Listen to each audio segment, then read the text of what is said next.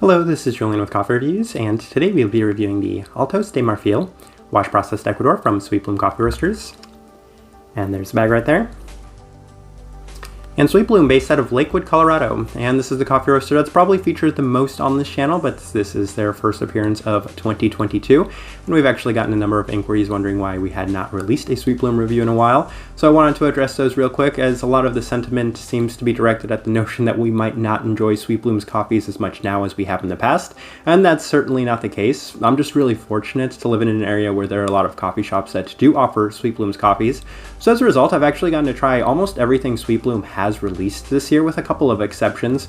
But along those lines, Sweet Bloom actually has not released as many coffees this year as they typically have in the past. And there have been some coffees, for example, the Natural Anaerobic Java, currently on their website, that are coffees I know I wouldn't enjoy. So I haven't necessarily gone out of my way to purchase too many of their coffees, especially in full bag form. With that being said, there are exceptions, of course, as I've previously said in other Sweet Bloom videos, that where I think Sweet Bloom kind of sets itself apart from a lot of other American coffee roasters is with their kind of smaller coffee origins. So, for example, places like Ecuador, I feel like they typically do a better job than a lot of other coffee roasters, and I feel like sometimes they do an even better job with places like Ecuador than they do with their own Ethiopian or Colombian coffees. So this was finally an opportunity for me to purchase one and test that out. This right here is day 15 of this coffee.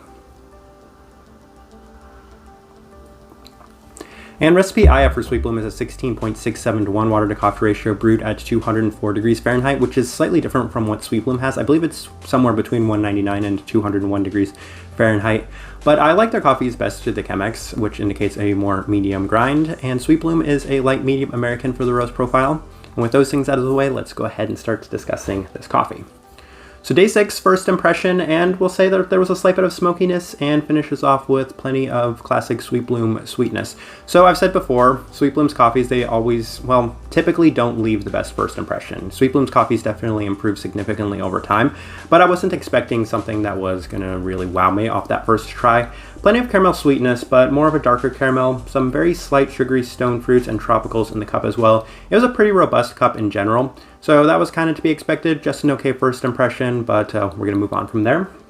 Day 7 was already seeing improvement in the cup. It had plenty of sweetness, but a slight bit of fruitiness in the background. The caramel characteristic continues to improve and it continues to dominate the cup, especially in these early days. So I was seeing improvement already based off of that first adjustment. Day 9, best day of the coffee so far. Coffee is improving at a rapid pace, and the caramel sweetness is super strong and sweet, reminiscent of caramel syrup. And ooh, yes, it was very, very strong caramel. Some of the strongest caramel I've had from any cup of coffee, especially one from Ecuador. So I had a lot of positive things to say about this. Additional citric and stone fruit characteristics in the cup, in the background as well. Very much kind of in the background, lingering there, but that will change. Let's continue. Day 10, coffee feels a little funky on this day, and this is something I kind of wanted to know, because especially even from that first impression, I was getting a very slight bit of funkiness, which this is a wash process coffee, so I definitely wasn't expecting that. They do have a guava flavor note list on here, and that's what I kept attributing it to, is that maybe this guava that they have here is what's giving it this very slight funkiness, and it would continue to be present in future days, but yeah. Let's see here, cup as a whole feels a lot more bright and vibrant, and that was a huge shift. The cup of coffee initially was very caramel forward, but at this point it's a lot more slightly fruit forward, so I'm like, okay, we're seeing a little bit of a change here. And then day 11, it was another day, but of really bright fruits. The caramel had actually taken a back seat, so I was really enjoying the caramel up until this point, and I was already ready to say some really positive things about this coffee, but then seeing such a drastic change, I'm like, do I like this better than I liked the original cup of coffee? And I'm not entirely sure, actually. There's a bit of soft stone fruits and slight smokiness, but it's the bright tropical fruits that have really become the most dominant thing. So again, that kind of guava that they have listed on here, this kind of more funky flavor that was coming from it. So it's definitely a huge shift. Day 13, another shift going back to the Chemex, and it has a pretty lasting peachy finish. And people know on here that peach is one of my favorite flavor notes in coffee in general, so having that wonderful peachy finish to this cup of coffee was a huge added bonus. So in that sense, I liked it more than what was initially a pretty strong caramel cup of coffee.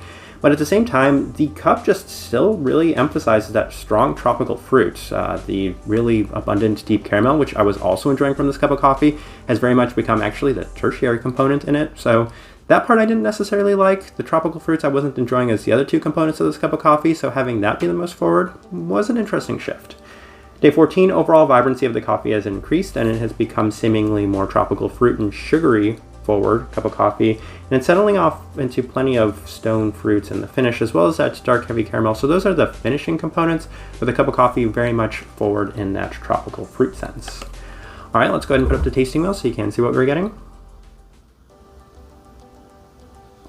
And quite a few level 4s, so let's run through those real quick. And the sweetness at a level 4, that's trademark classic Sweet Bloom, so rarely do I see sweetness below the level 4. Definitely a pretty sweet cup of coffee. And the finish, I think I'm kind of surprised by that, because I've said before that there's this really abundant tropical fruit vibrancy coming from this cup of coffee.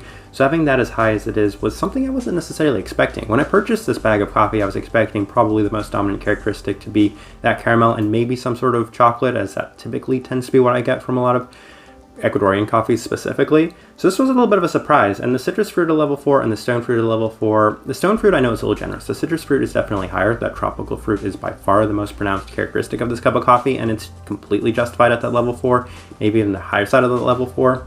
The stone fruit is at a level, the lower side of the level 4 for me, but it's definitely present, especially in the finish for this cup of coffee. And my favorite component of this cup of coffee, almost as much as the caramel, because the caramel was really, really nice, and I would have put that earlier on a level 4, but in these later days, it definitely has been dialed back, so I put that at level 3. And there are a lot of other things in this tasting wheel that I really want to note as well. This tasting wheel was made with the Chemex, so the body at level 3, it's a pretty heavy bodied cup of coffee in that sense, especially to the Chemex. Anytime we get a level 3 with the Chemex, yeah, it definitely has a lot of body to it. But the cleanliness at a level 3, that's really rare for a wash process Sweet Bloom coffee, but I can't help but emphasize that slight bit of funkiness. And while it's on the higher side of the level 3, and I could have even charted it at the level 4, I really wanted to emphasize just how much that was playing a role in this cup of coffee in general, because it was such a distinct and pronounced characteristic to this cup of coffee that I couldn't help but make sure it was at that level 3 for the cleanliness. Acidity also on the slightly higher side of level 3, which is a little unique for Sweet Bloom coffee. So in that sense, this tasting wheel doesn't necessarily look like what I would expect from a Sweet Bloom coffee, but I feel like it's a pretty accurate representation of what I was getting from this coffee. All right, my overall thoughts and impressions of this coffee, there are a lot actually, and it helps that I have so much experience with Sweet Bloom's coffees, as this one right here actually doesn't feel as much like a Sweet Bloom coffee as so many of them in the past have. And there are just some unique traits and characteristics to this, and I have mixed feelings on this coffee, because I loved it on the earlier days, but the later it got and the more it changed, I think the slightly less I was liking it. This vibrant tropical fruit, I feel like that's going to continue to be present in the next couple of days. I've said Sweet Bloom's coffees tend to be at their best on day 20 plus, and I've saved a little bit to try it a little later, so day 20, day 21, and kind of see how this coffee might have changed during that time. But for the most part, I liked the first half of this coffee better than I liked the second half, which is extremely rare for a Sweet Bloom coffee. So in that sense, I would say it's actually not my favorite Sweet Bloom coffee, but it was a very unique and interesting experience, especially for an Ecuadorian coffee. Type of person I would suggest this coffee to. If you really like those vibrant tropical fruits, this is kind of surprising how abundant it is in a South American coffee, especially an Ecuadorian coffee. So I feel like that's a really good starting point.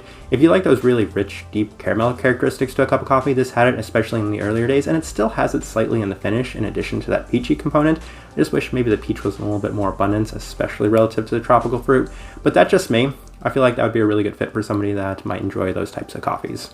I think I'm going to leave it at that though.